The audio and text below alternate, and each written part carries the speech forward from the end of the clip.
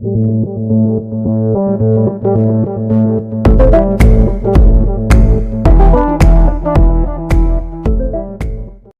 everyone, and I want to thank you for joining us today on HM Exclusive Interviews. I have an innovator and a trailblazer by the name of Miss Brandi Long. She is the creator of the Jurse. That's right, that is a jacket and a purse combined together. And she's going to tell us how she got started and where she's from and how on earth did we go all these years without having something in garment in our closet? So we're gonna tap in right now, and thank you, Brandi, for joining us. Thank you so much for having me. Thank you. Now, first things first, how on earth did you come up with such a great idea? How?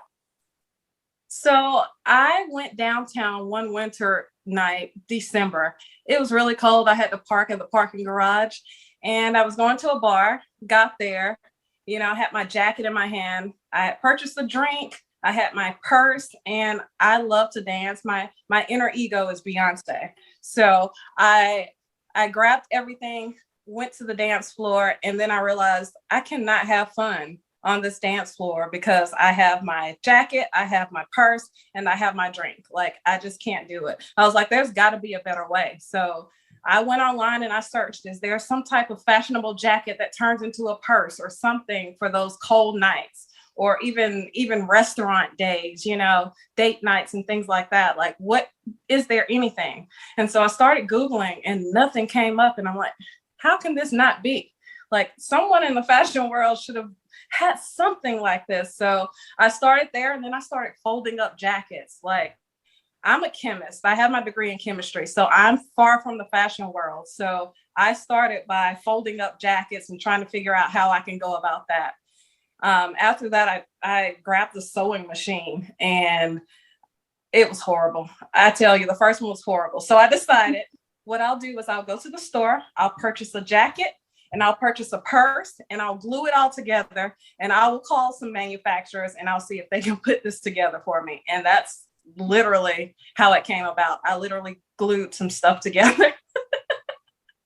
Well, it's safe to say everybody's prototype is usually that one piece that nobody will ever see, because it's a prototype. That's why it's called. I interviewed another gentleman, and he's a filmmaker, and I was like, okay, every filmmaker says that their first film, nobody will ever see it. So I'm the same way. Some of our product you will never see, but then you come up with a finished product.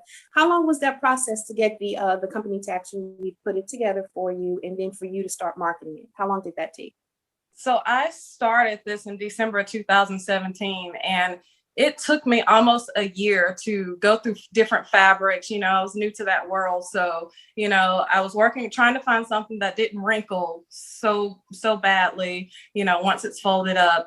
Some materials were too thick to turn into a purse and things of that nature. So it took me about a year to just hash out all the functionality of it, as well as have it be something that's cute. So in about 2019 is when I started actually writing the patent. When I first started, I was doing everything myself. So I started out with the writing the patent. Then I went for some legal help. We started out with the provisional patent.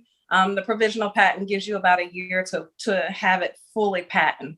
There were a couple times I can say I honestly kind of gave up, because I'm like, I don't know who to talk to. I've got to be quiet about it, but because I know this is something great. So what do? I knew this was something that was bigger than me, and so it took a while after that. So 2019 was when the patent started. And it was 2020, August of 2020, before I actually launched the first product. I started doing pre-orders and pre-sales and showing everybody how it works. So it wasn't an overnight thing. It definitely took, about 2.5, 3 years to get it off the ground, to even be something functional for people to see. Right. Now, you did mention to me that the Charlotte Hornets, was it the Charlotte Hornets? Yes. That it was some sort of, it was instrumental in the process as well? For sure. Daryl, I got a phone call from one of my Facebook friends. She's like, I heard about the Charlotte Hornet Innovation Summit. I think you should do it. And I'm like, oh no, I only launched back in October. I have no business savvy skills, I don't know. So I was like, okay, there were 3 rounds. There was a round 1, which was the application round. Round 2, they picked the top 20. And once they picked the top 20, they basically showed our videos, and they had a fan vote. And the Jurse was actually the #1 fan vote. And we received 30% of the total votes, and it was 12,333 votes for the Jurse, of 50,000 votes. So we moved on to round 3. Round 3 was like a Shark Tank pitch. We actually got to go to the Charlotte Hornet Arena, and from that point forward, we had about 5 judges, and they picked the Jurse. They were like, this is the most innovative thing that I've seen in years, that fashion has seen in years. Like, we support you. We support you. So that was one thing that completely motivated me. It doesn't matter how long it takes you to do it. It doesn't matter if you're at the beginning of your business, because the Jurse was going up against, companies that have been out for 5 years, 10 years, they have a lot of data. So I always tell people, don't let the length of time that you've been in business stop you from anything that you're trying to do, for sure. That's correct. And you've been doing this, you said, I think you just previously said you've been doing this pretty much by yourself? Yes. So that alone, being an innovator, having to keep quiet, having to pretty much do everything by yourself, what challenges would you like to say that really molded you to keep going?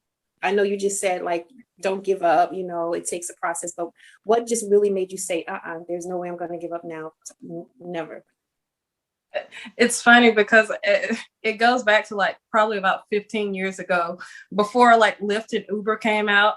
I remember sitting in the lab and talking to one of my coworkers, and I was like, we should do some type of ride share. And he's like, yes, my family owns a hotel. That'd be cool. We could put some stuff together. And it was just a thought. And about 5 to 10 years later, Uber and Lyft came out and became, $1 million companies. And I said, you know what? The difference between success and failure is to never give up. You've got to turn that idea into a reality. And so from that point forward, I promised myself, if I had any other ideas, that I would try my hardest to get it out there and make it a reality for myself. Wow. And you did that. You really did it. I'm happy because I'm gonna get mine. It's gonna ultimately become someone else's dream. Our higher source energy is. I'm not the only person who's thought about this, but I'm one of the few people who actually brought it to life. I see a lot of comments on social media. I thought about this a long time ago. Man, I should have done this, and that's the difference. You gotta push for it. You really gotta push for it. Now, and speaking of pushing forward, who is the Jurse woman? What is she like? Who's it geared towards, targeted towards? I know women, but who is she? The savvy, the chic? Who would you say she is? I would say there's ultimately, for me, the Jurse has no targeted woman per se, because it's amazing for young women, college students who do like to go out and enjoy life, and wear those cute clothes that some of us can't wear anymore. But it's also geared for me. I'm 36. I travel a lot. I go out to eat dinner a lot. I do a lot of shopping. And so overall, it's just good for any type of audience, any type of woman, as long as she just loves to be, in fashion. This is a fashionable product. We had nothing on the market that, you could dress up or dress down. And this is that one product that doesn't get in your way when you don't need it, but you can also dress it up or dress it down. You can take it to a cookout, but you can also, take it to a nice dance. Right. And I saw that you have the denim. I saw the denim. And then I saw another one where I'm not sure, but it was vegan material, I guess, or non-leather. Yes, it's a faux leather. We have that in 3 color options. We have it in tan. We have it in wine, which we call the gold edition, because it does have like the gold zippers and that nature. And then we also have the black. Okay. And they also can be special ordered. Like there's a vast amount of materials and fabrics that we can use, but just because it was something that I launched on my own, I started out with some of the basic colors, but they can be customized. You can order them in, I have one person that ordered a red on one side, a black on one, black on the other. So they're totally customizable. Wow. And what sizes do they range in? They go from small to 3X. And that's a great variety of sizes, because so many people are stuck at the either XL especially when it comes to jackets and clothing and things of that nature. So that's great that you actually offer a variety of sizes, because that's much needed, especially with girls with tall, long arms like myself. For sure. And I'm actually from the South, and we eat well in the South, so we have a little more meat on our bones. So it's I had to kind of increase the sizes, because it just wasn't fair for my beautiful queens that want to be fashionable, but sometimes they don't make the products for you, and that's not fair. So something functionally purposeful, stylish. And to me, I saw the prices are very affordable for the duality of it. And is that something? Yeah, so they are actually 50% off right now. And when those videos went viral, they were 50% off, and they're still there, because we're supposed to be airing on NBC, one of the Good Morning shows, in the near future. So that was one of the things that it was under $100. So they normally go between $149 and $189. Which is still a very great price, because you're getting like I said, you're not going to get that in themselves. So that's definitely an investment. For sure. Definitely. So, oh my goodness. So you said you were from the South. What part of the South? I know we said Charlotte, but.